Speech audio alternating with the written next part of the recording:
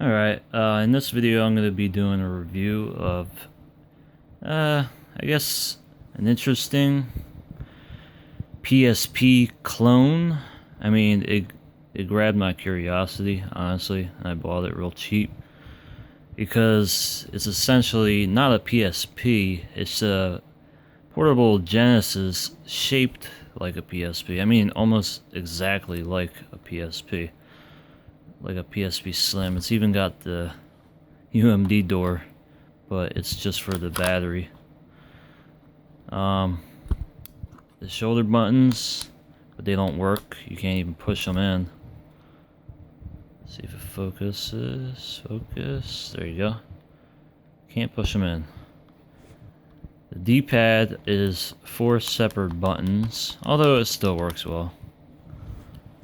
And then you have the actual PSP buttons: X, circle, square, triangle, even though they end up being A, B, C, and actually I think it's like C, B, A, and I don't know what that is. Could be X. So it's missing actually 2 buttons for the Genesis, and there's a select button, but it doesn't do anything. I'm assuming that's mode, but there's probably maybe one game in this that may use the mode button, which is Golden Axe, but you're missing 2 buttons anyway. But that's beside the point. Let me start off with the bad things with this this clone handheld Genesis. When I received it in this box, this very small cardboard box, it wasn't even in any padding or anything. I got an AV out cord, a really short one. I mean, look at that. How the heck am I going to reach the TV? It came with this really short, really short charger cable. And the sound didn't work. I tried the volume knob, and the sound didn't work at all. It was this cheap little speaker inside. One of the wires was broken off. I tried soldering the wire back on, and it still didn't work. So I tried putting new wires, but when I did that, the copper contacts on it essentially melted off. So this thing is extremely cheap, extremely brittle, the parts that are inside this and the case. And another thing is, my phone won't focus. The power switch is broken. Yay.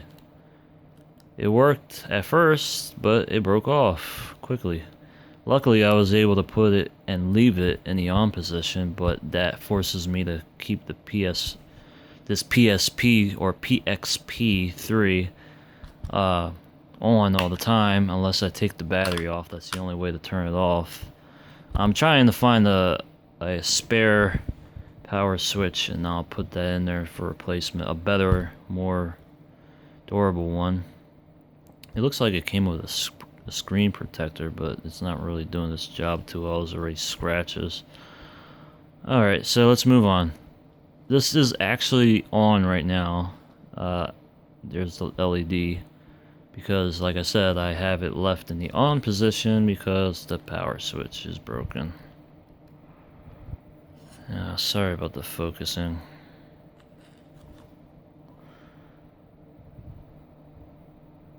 It says on off on it. Yeah, it says on and off on it. It won't focus, but it's not working. The switch inside, which is really, really small, broke off, and now it's just a slider that does nothing. Here's how I turn it on. I have the TV out, currently plugged in, which turns the handheld into a TV out mode and turns the screen and sound off. Let's see if I can get it to focus. Man, this is not focusing. There you go. Alright, it came with a game, but if you turn it on without the cartridge, it has built-in games in it.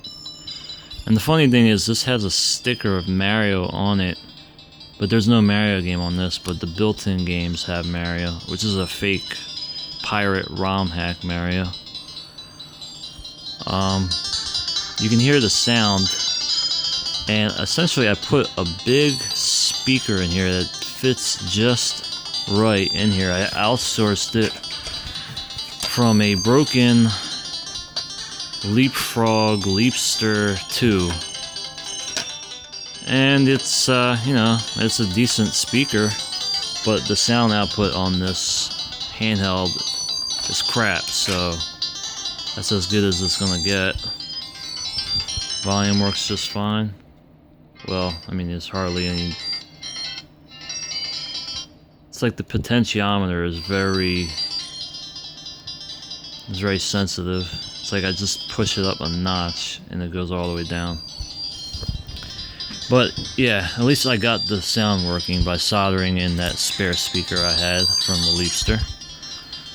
And let's play Sonic 2, I suppose. It's actually not a bad clone, considering it's a handheld, and it sounds better than the at games. At least the sound sounds right for the most part. It does mess up songs though. Yes, you can just hear the oversaturation in the sound. Here's Zone 1. And you know, for only 20 bucks, I only paid 20 bucks for this thing. It's kind of satisfied my curiosity. I was curious how this thing worked, how good it was. And, I mean, it works. Well, just barely. I had to fix the speaker, and now I have to fix the power switch. However, when I reset it, it goes into PAL mode.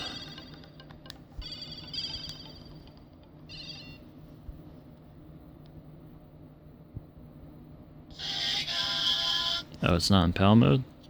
Sometimes it does and sometimes it doesn't. Let me hear it. Yep, PAL mode. Wait, no, it's not. Alright, so if I put this cartridge in, it'll go into PAL mode, I'm sure. Usually it goes into PAL mode when I put the cartridge in.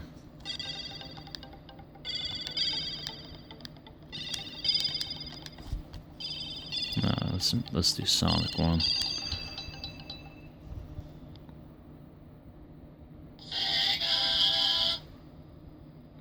It's a very unusual handheld there it is.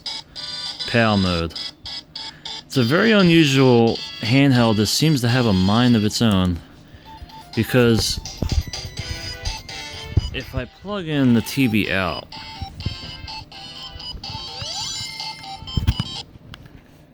and take it out, it goes to NTSC. Now it sounds like NTSC. I have no idea why it does this, because I've tried it on the TV and it's still played in PAL mode. But when I take it out, it switches back to, or switches to NTSC on the handheld. It's very unusual.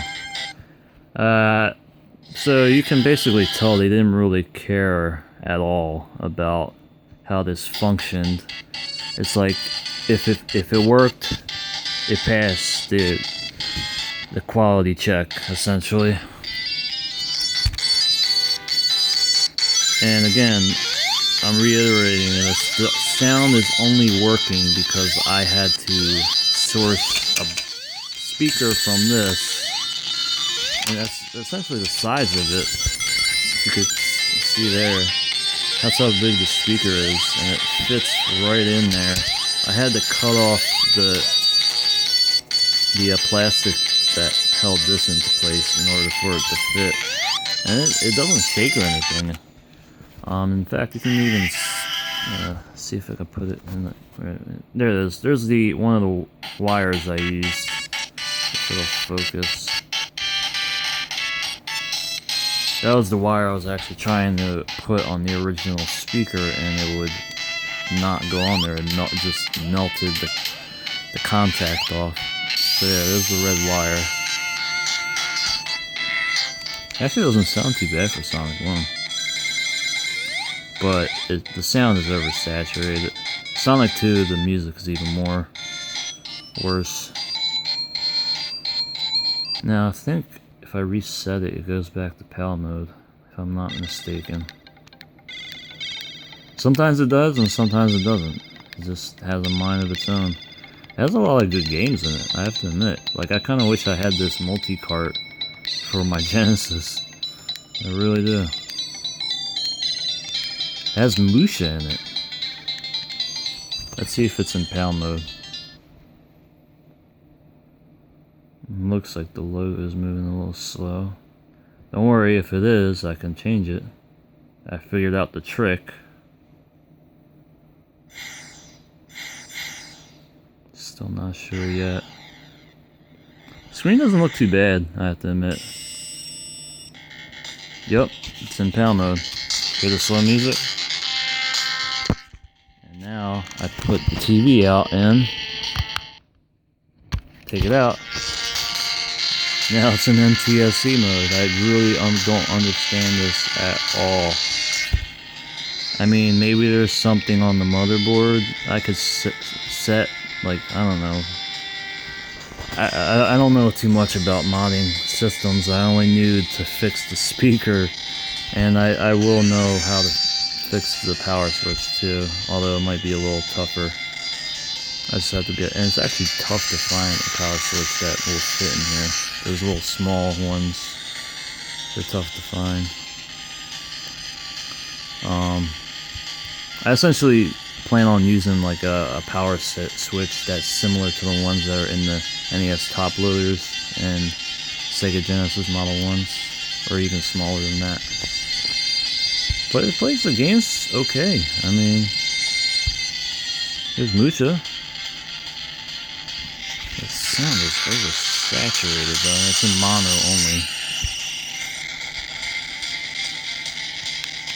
I don't know if I can play with one hand. Really doesn't look too bad. Both on the camera and in person. The oh wow, yeah. Seems like you have to have this thing right in front of you, but that's not too bad. I've seen worse. There's not really any ghosting. Let's reset it again, and I'm sure it'll go back into PAL mode. So let me just, you know, right ahead of time put this in. Oh, that was weird. Let me see that. Let's put that back in there. Like again, I said, this thing has a mind of its own. That's never happened before, where I put the TV in and it went back on. So here's all the games on it. It's actually got a lot of good games. There's not really 700,000 games in it, but it still has a lot of games that I'm actually shocked to see in here. And this is on the cartridge. And the built-in games that's inside of it, it also has some good games on it. Pac-Man, Pac-Mania, X-Men 2. There's even there's Golden Axe 3. Yeah, there's the first Golden Axe. There's Thunder Force, Super Hang-On. These are all classics. Echo Jr. Not the original though. Space Harrier 2. Golden Axe 2. Mickey Mania. Micro Machines. Never played that on the Genesis, but did on the NES. Contra Hard Corps. Or Hard Course, however you pronounce it. Yeah, that's literally on here, and that's actually a rare game, I believe, for the Genesis. And Musha is a very rare game, too. So yeah, look on this, near the 7 million mark, it's pretty much, look, you see Golden Axe again, and Sonic again, and Musha again. It just keeps on repeating itself. It's probably like different levels of the game. Let's try that Musha, or Sonic. Let's see what level it's on. Or what it does, if it's hacked or something like that. That's usually what they do with these repeating multi-carts. No, it's the same game. So they didn't even bother to hack them. At least those other repeating multi-carts, they put you on a different level or something. This doesn't even do that. Interesting. It just repeats the games over and over again. Oh, and you could just take the cartridge out. I didn't even realize that. I just took it out without powering it off, and it switches to the on board. And this is a fake Sonic 2. Excuse me, Super Mario 2. It's just a remake of... I'm just going to put it back in NTSC. This is really annoying. Wish I could just put it permanently on NTSC. As you can see, I mean, the physics are just so basic. It's a pirate-made Mario. It doesn't look too bad. It's just, you know, it's not real Mario. I don't know why they made it Super Mario 2, because it's actually just Mario 1. And you look how fast he jumps and falls. The movements don't feel natural at all. Doesn't feel like it feels like basically a Mario clone. It looks good though, I will admit, it looks good. Not bad for a pirate hack. And now it's going to go back into PAL mode, yay. Streets of Rage, I've never actually... The third one. That's a rare game. Never actually tried this on here. I'm curious to see how this GOAC will handle the music on here.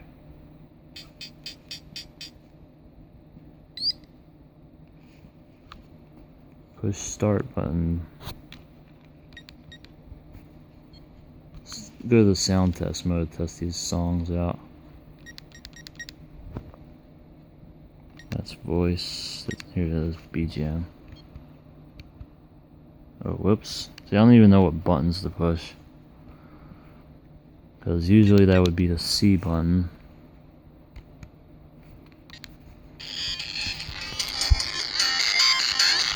Oh my goodness. It sounds like somebody who has the volume up too loud in their car. That's what this sounds like. And their speakers are too cheap to handle the volume level. Very oversaturated, very like it's cracking.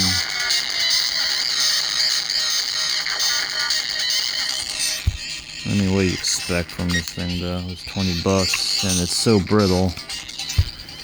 Well, I think this has gone on long enough.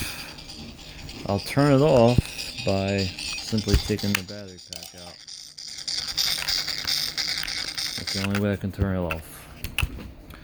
So that's my, I guess, semi-review of this PX... sorry about the phone not focusing. PXP. Come on. Well, it says PXP3 Slim Stations, since you can't see it on the focus. That's all. Just for anybody who's seen this on eBay or on a Chinese website, shopping website, this is how it is. If you want to, you know, if you have a curiosity for it. It comes with a cheap battery. I read online that it only lasts 2 hours. Yep. You can essentially say this is like a Sega Nomad, but with smaller carts and PAL mode and TV out, although it's a 2.5mm TRS, or yeah, TRS. That's it. I'll end this video now.